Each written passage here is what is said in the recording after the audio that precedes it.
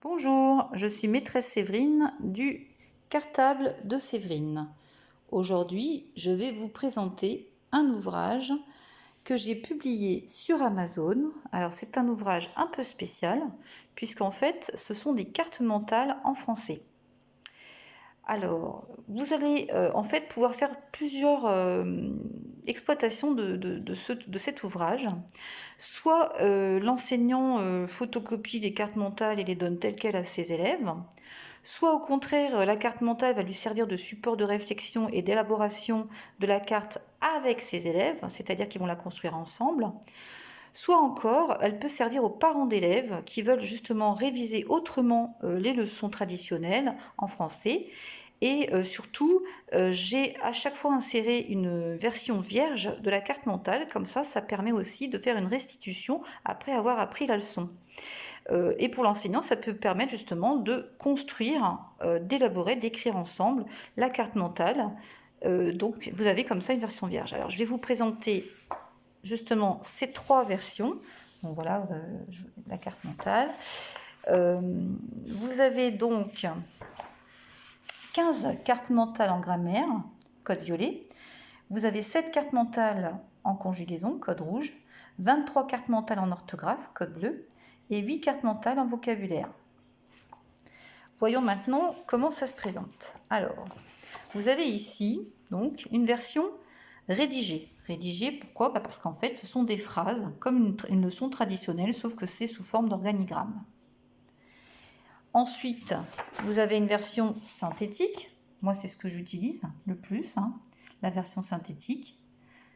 Voilà, avec des phrases nominales mais sans verbe ou parfois juste des mots, ça dépend. Et enfin, vous avez une version vierge que vous allez donc pouvoir rédiger, écrire, compléter avec vos élèves, ou pour voir si la leçon est comprise, retenue, pour la compléter, pour restituer la leçon, ou encore si vous voulez faire une évaluation, pourquoi pas, c'est comme vous voulez, vous pouvez vous en servir aussi pour faire une évaluation ensuite. Donc voilà, pour chaque grand domaine, vous avez donc la grammaire, vous avez ensuite la conjugaison, donc avec les différents temps de conjugaison, toujours pareil, version rédigée, version synthétique et version vierge à compléter. Vous avez ensuite la version, là ici pour l'orthographe, pardon. Et enfin, tout à la fin, on arrive aux leçons en vocabulaire. Voilà.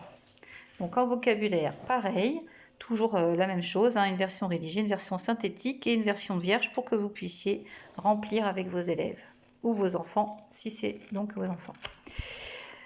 Alors, c'est un ouvrage qui est assez épais, puisqu'il y a quand même beaucoup du coup de fiches.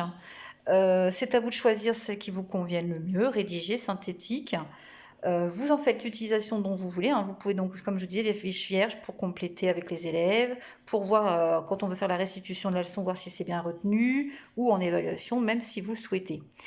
Moi, ce que je vous propose, parce que c'est vrai que sur Amazon, j'ai pas le choix, je ne pouvais pas vous faire un coffret avec des fiches, mais donc c'est un ouvrage relié, broché.